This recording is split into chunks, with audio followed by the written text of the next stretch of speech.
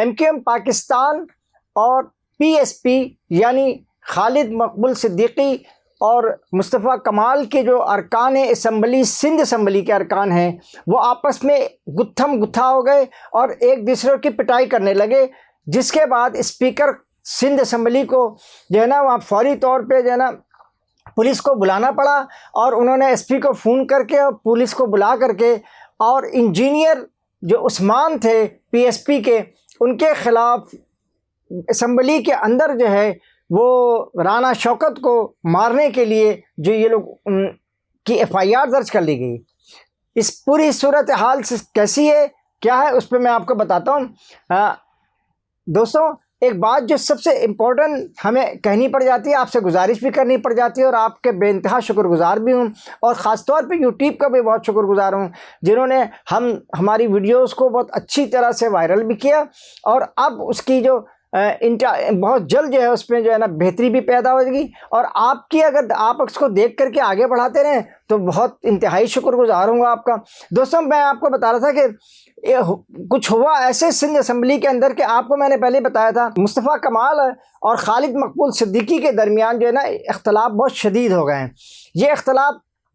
کس قدر شدید ہو گئے، اس کا اظہار جو ہے، یہ جو ہمارے مسائل سندھ اسمبلی کے اندر، ہمارے مسائل سندھ میں، ہمارے مسائل کو حل کرنے کے دعوے دار ہیں PSP کے لوگ، اور یہ جو ہمارے مسائل کے لیے آواز اٹھانے کو تیار ہیں، جو کراچی کو الگ کرنے کی باتیں کرتے ہیں، جن سے آپ بس باتیں کروا لیں جتنی چاہیں، ہے نا، یہ جو ہماری باتیں کرتے ہیں کہ جی یہ ہم کراچی کو الگ کرنا چاہتے ہیں، کراچی کو الگ کر کے بھی یہ پھر اس کے بعد دھڑے بازیاں کریں گے، اور اس کے بعد جو ہے نا کراچی کی عوام کو ہی پریشان کریں گے، ان کے ہی حقوق کو یہ کھائیں گے۔ اب آپ دیکھ لیں کہ سندھ اسمبلی کے اندر گزرے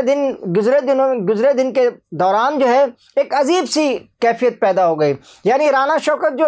MQM کے خالد مقبول صدیقی کے نمائندے ہیں، یعنی MQM پاکستان کے نمائندے، انہوں نے جو ہے نا فوری طور پہ جو ہے نا ان کو رپورٹ کی کہ اسپیکر کو کہ مجھ کو جو ہے نا یہاں پہ دھکا دیا جا رہا ہے، اور میرے خلاف جو ہے مجھے قتل کرنے کی بھی دھمکی دی جا رہی ہے۔ اس پر اسپیکر صوبائی اسمبلی نے جو ہے نا SP کو فون کر کے ان کو بلایا، اور بلانے کے بعد جو ہے ان سے بات چیت کرنی شروع کی تھی کہ فوری طور پہ PSP کے جو رہنما ہیں، جو ہمارے کراچی والوں کے مسائل حل کرنے کے لیے اسمبلی میں گئے ہیں، دیکھیں کس طرح مسائل کو حل کر رہے ہیں کراچی والوں کے، جو ان کا نام ہے انجینئر عثمان جو انہوں نے بھاگتے ہوئے جا کر کے رانا شوکت کو گریبان سے پکڑا، اور ان پر ایک اٹیک کی صورتحال پیدا کی، ان کو مارنے کی کوشش کی۔ یہ سب سندھ اسمبلی کے اندر ہو رہا ہے، جی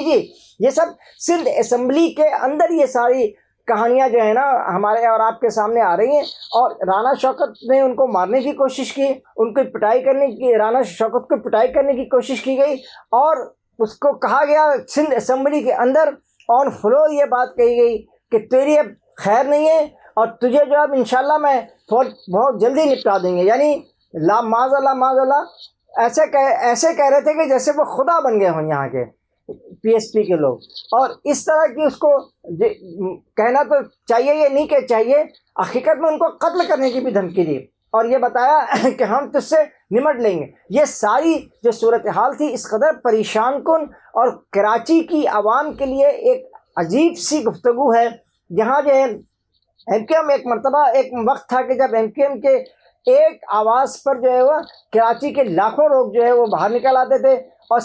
پوری سندھ اسمبلی میں کراچی کے نمائندوں کی آواز گونجتی تھی الطاف گروپ کی موجودگی میں۔ لیکن آج صورتحال یہ ہوئی کہ اس وقت اسمبلی کے اندر جو ہے یہ تماشا دکھایا جا رہا ہے پیپلز پارٹی کو کہ بھائی ہم آپس میں لڑائی کریں گے، ہم آپس میں جھگڑیں گے، اور اس کا فائدہ صرف پیپلز پارٹی کو ہی ہوگا۔ یقینی طور پہ آپ لوگ اس قابل شاید ہے ہی نہیں کہ جو کراچی کی قیادت کر سکیں، کراچی کو سنبھال سکیں۔ اور آپ کو میں ایک اور بات بتاتا ہوں، جب SP صاحب نے